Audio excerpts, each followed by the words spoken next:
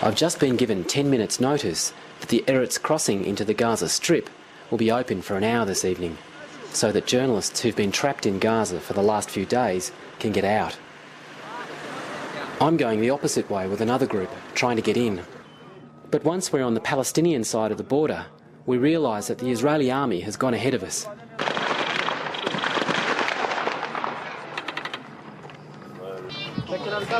Dangerous now.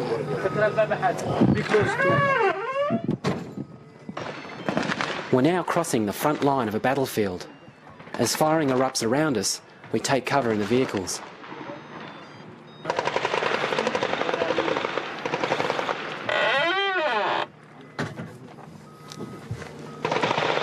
Good stuff. Back on the road to Gaza City, Israeli gunfire goes over our cars and traces cross the road ahead of us.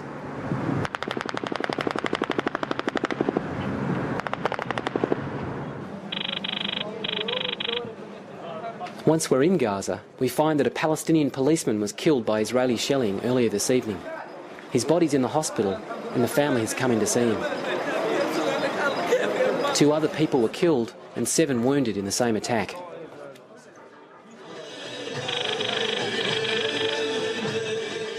As with almost everyone else killed in the fighting, the policeman's funeral becomes a political demonstration.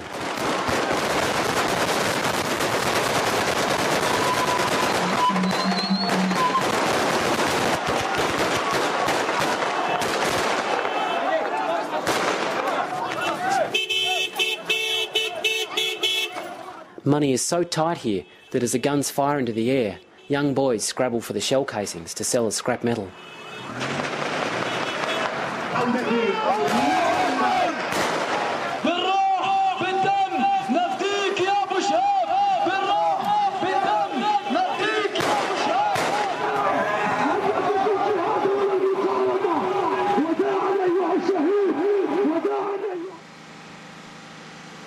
Over 2 weeks ago, when the Palestinians captured Israeli Corporal Gilad Shalit, the Israeli Air Force immediately bombed Gaza's main power station.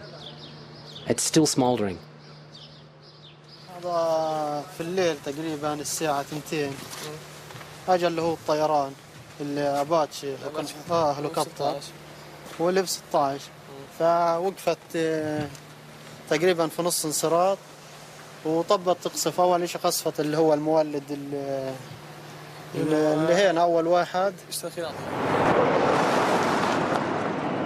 The same night, the main bridge between North and South Gaza was also bombed, effectively dividing the territory. Thursday morning, we drive up to the town of Beit Hanun to look for the Israeli positions. My interpreter, Raed, points out the ruined orchards.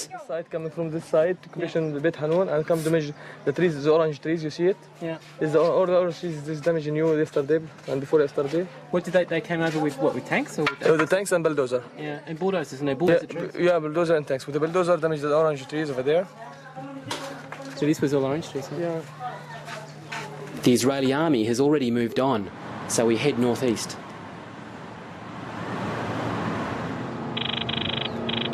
In Beit Lahia, we almost drive straight into this Israeli tank. It's blocking the path of 2 Palestinian ambulances waiting to pick up casualties. As I'm filming, the turret swings around to face us.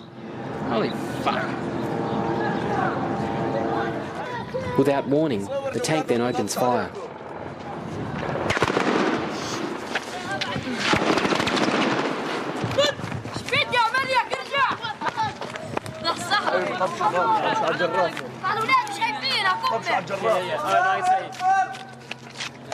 جراف البطوخ هاي الولاد بطابش الولاد فيري قم بطابخ خليك تصور. I just walked back up the road towards the tank, and there was a bunch of Palestinian kids with me, and as we walked up they started shooting at us.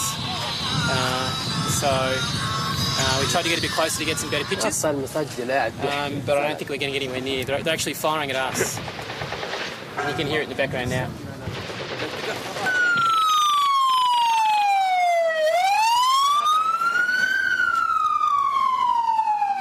The next day, the fighting in Beit Lahia is house to house. Masked men with Kalashnikovs and rocket-propelled grenade launchers take up position. And young men reel out wires, ready to be attached to explosive devices. No, there is one of the most modern armies in the world. This is the Israeli army in front of Palestinians armed with, Kalashnikov, or there is no way of making comparison. This is why the Palestinians, they are trying to defend. But anyhow, this is not the way for solving the Israeli-Palestinian conflict. Hamdi Hur, a Palestinian cameraman working for Turkish TV, has been hit in the chest and the arm by Israeli gunfire in Beit Lahia. I was standing about 5 metres away from him in a group of journalists. This is the flak jacket that he was wearing. This is a snipering action. It's not normal bullets, okay? And it's not the first time. They would like to have a media blackout, okay, to commit whatever they would like. It's okay. But this is You think they're trying to make a media blackout? Yes, of course. This is what they would like, because they know it's this kind of war. It's something like between civilian, and they would like to hide the civilian casualties. This is exactly their intention.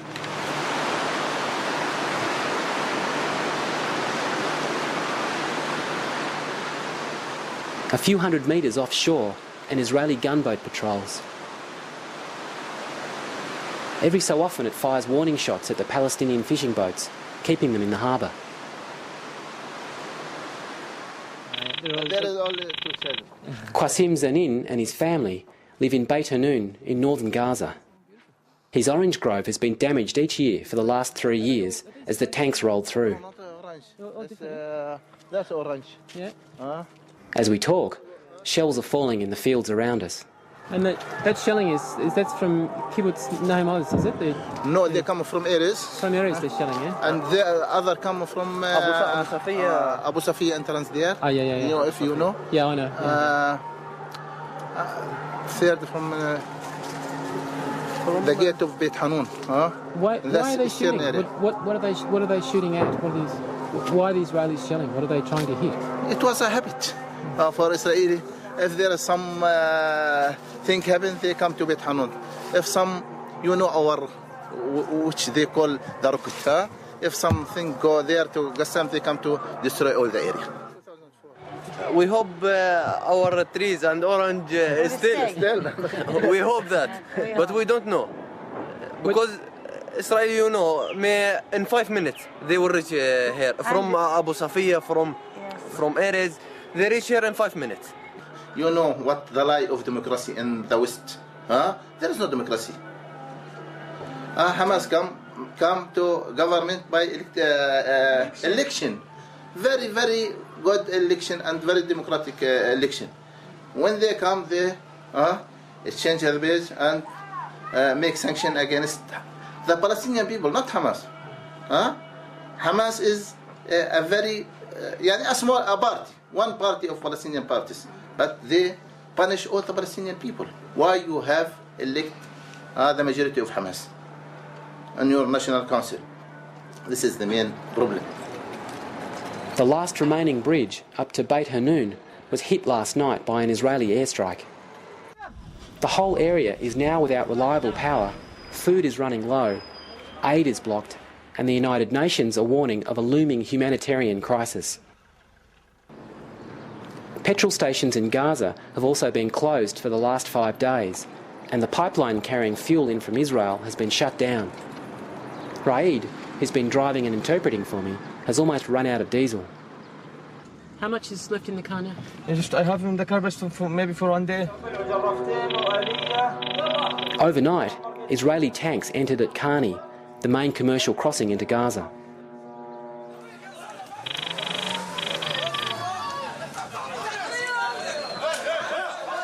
Since the Israeli invasion, the last invasion to north of Gaza Strip and to the east of Gaza City, the number of martyrs reached to Shifa Hospital till now are 39, 20 has reached to Shifa Hospital and others to other district hospitals. Number of injuries reach about 120 till now. 20% of them are children's. About 80 of them are in Shifa Hospital. How old is he? Shifa is now completely full of occupied by injuries, and we are now diverting the medical department to a surgical one, and we are sending our patients outside the hospital also here or there. A lot of casualties, and we don't know what will we do if this number has increased. By Saturday afternoon, the Israelis have pulled out, and with the UN convoy, I go to inspect the damage in northern Gaza. Many of the roads and buildings have been damaged by tanks and have been riddled with gunfire, but it's the damage to the people that will endure. 50 سنة الله وكيل وأنا بربي فيه زي ما ربيتش ولادي قده هيك يسووه هيك الله ينعل أكبر خخام في اليهود. When did it happen? الله ينعل الخخام اللي رضيهم مرة. كسر هذا امبارح. Yesterday. What happened? Can you tell me? ايش صار بالضبط؟ جرفوا الأرض كلها خوخ ومشمش وتين. His land, the cribs, and some trees. His business, his job. لا بنضرب قسمات ولا عمرنا نزلنا الجيش ولا عمرنا عملنا أي حاجة في الدنيا. I think here who's not took anything, just civilian body, wife destroys his field. يعملوا فينا هيك حرام عليهم. أنا الولد لما بلد من بطن أمه هلاقت ببوسه وبقول له عملت لك حزام ناسر عشان في بني صهيون ينضرب. الكلاب. ولاد الكلب. والله غير ابوسه من هنا ومن هنا واقول له على اسرائيل روح دغري بس يكبر. وانا كمان بدي حزام والله بدي بدور عمين يحزمني. Just when I thought that some sort of calm had descended on Gaza, there came news of another Israeli attack. 6-year-old Rawan Hajjaj, her mother Amina and brother Mohammed were killed when their house was hit from the air on Saturday night. 4 other brothers are in hospital. The Israeli military confirmed that they launched an airstrike in the area at the time. According to Namir Haddad, atrocities like this will only force Palestinians further into the arms of the Hamas government. Every time there was no